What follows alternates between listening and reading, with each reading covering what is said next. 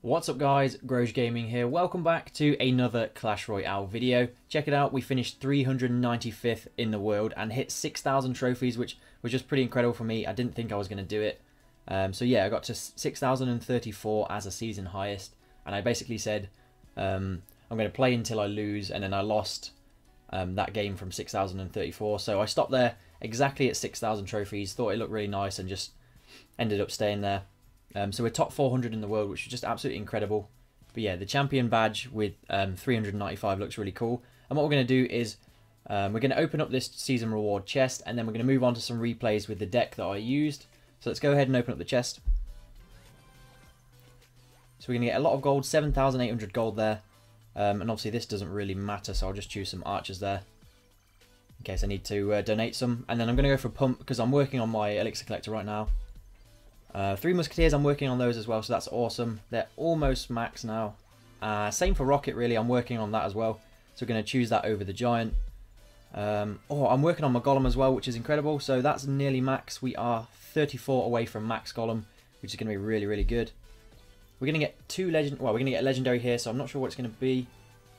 Lumberjack or Sparky. I think I'll just go for the Lumberjack, as I can't see myself using the Sparky right now. And then we're going to go P.E.K.K.A. or Clone. I think that's a pretty obvious choice right there. P.E.K.K.A. over that. Yeah, so that wasn't a bad season chest at all. We're currently sitting at 4,600, and check out the profile. It looks pretty good.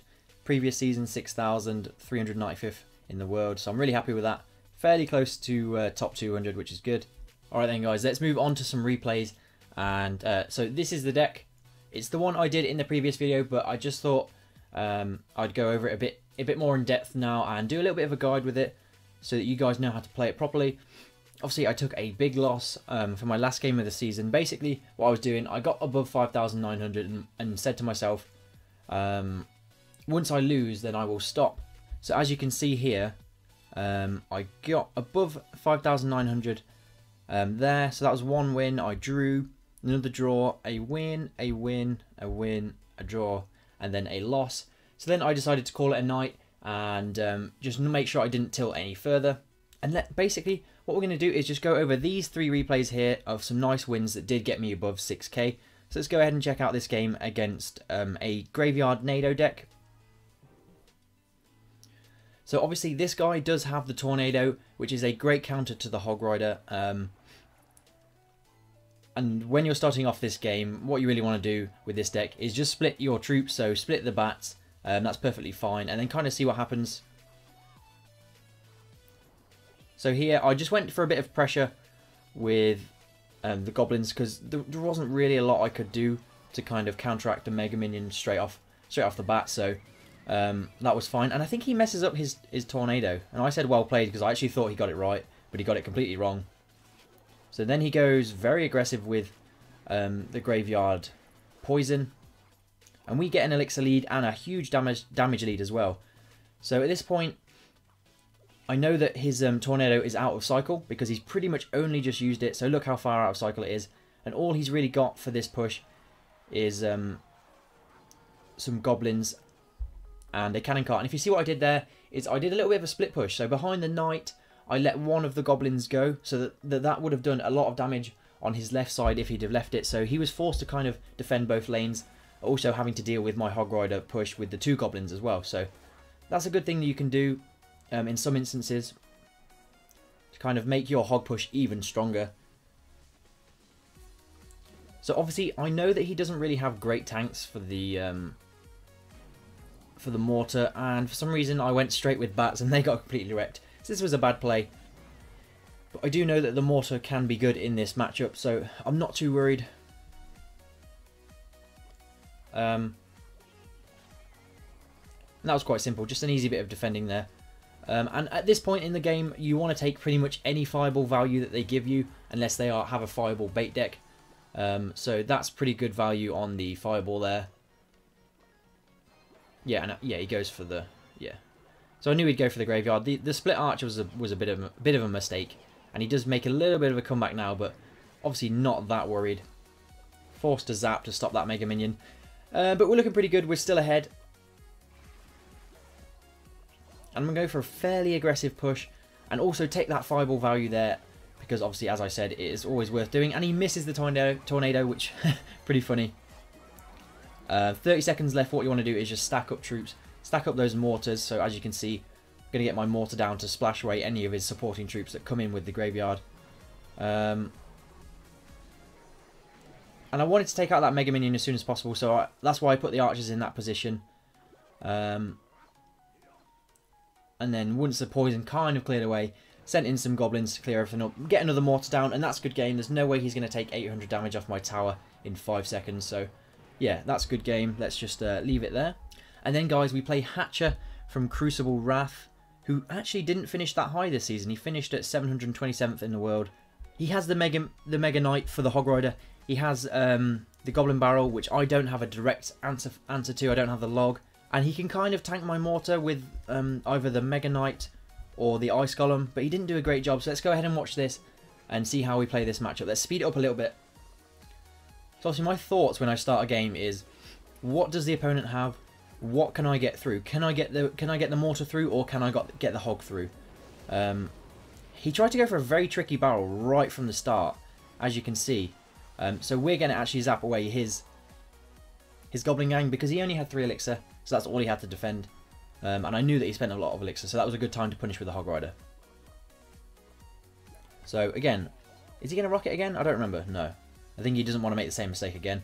And I go for this placement on the mortar because I want it to take out the princess if possible. I don't think it does though, so he does a pretty good job there. Just going to let it target so that we save the bats and then we take out the princess. And obviously here, yeah, he comes in with the Mega Knight, at which point I'm like, are you serious? This guy's got Mega Knight bait.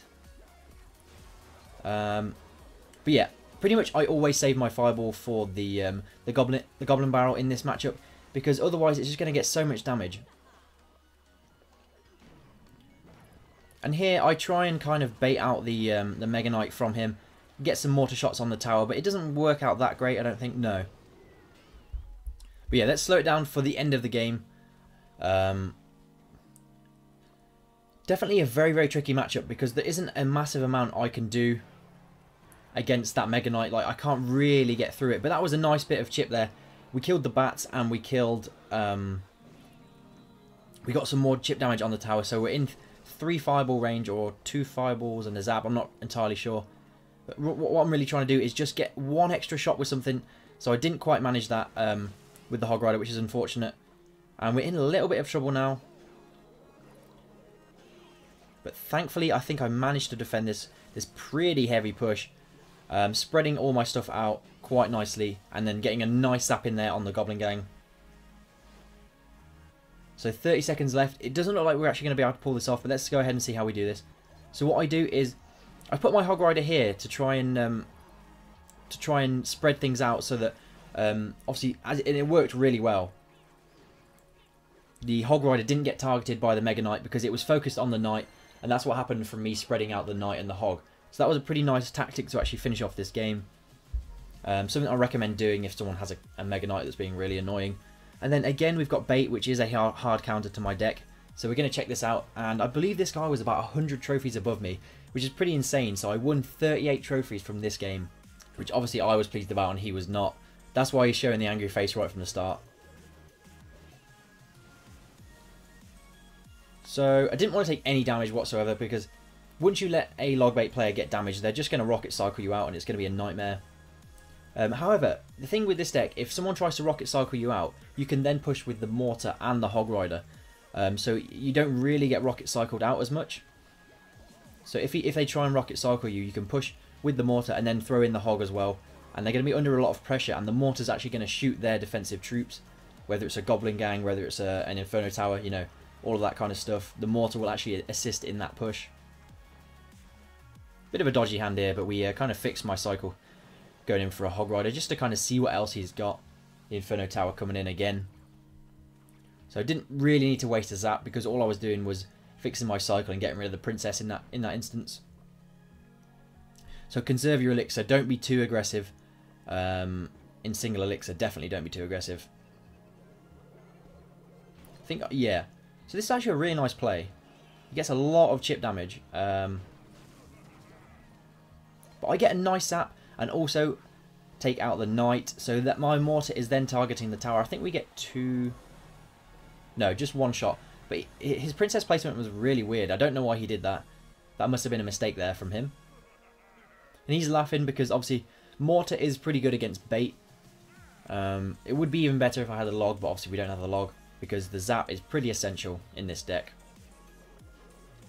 So my aim here obviously was to stop that Ice Spirit because that would have caused me to take a lot of damage.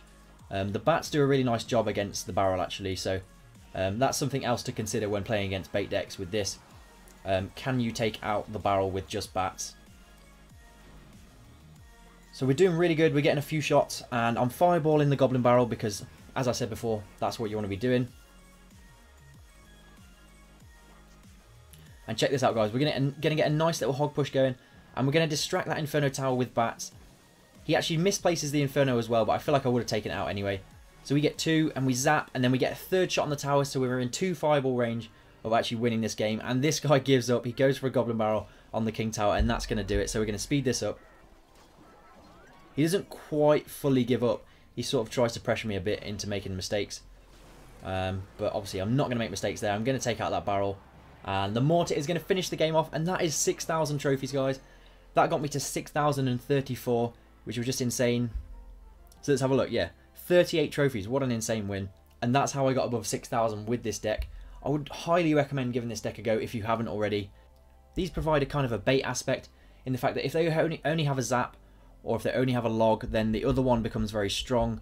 So if they can zap away your bats, then they're not going to be able to zap away your goblins. And then you have this kind of two-way push thing where you can push with the mortar or you can push with the hog. I would recommend saving the mortar for defense unless you know exactly what deck it is first. Figure out the opponent's deck and then you can push with mortar if they don't have like a golem or a giant or something like that. If they've got a golem or a giant, you pretty much want to save the mortar for defending. And then obviously the archers can be split at the back. Really nice starting move. The knight is just a beast. He takes down everything. He's got such good DPS for 3 elixir. Fireball and zap really assist everything. They clean up things on defense and also can be used on offense as well. So guys, that's going to do it for today. This has been my deck for 6,000 trophies. I hope you enjoyed it and the season chest opening. If you did, then don't forget to leave a like, a comment and subscribe. We're going to be coming back with some more deck variety soon, so stay tuned for that. We'll mix it up a little bit from Hog Rider. And obviously I'll probably use Hog Rider towards the end of the season, so you can expect Hog more towards the end and then a bit more variety now. But yeah, hope you enjoyed. I'll see you in the next one. Peace.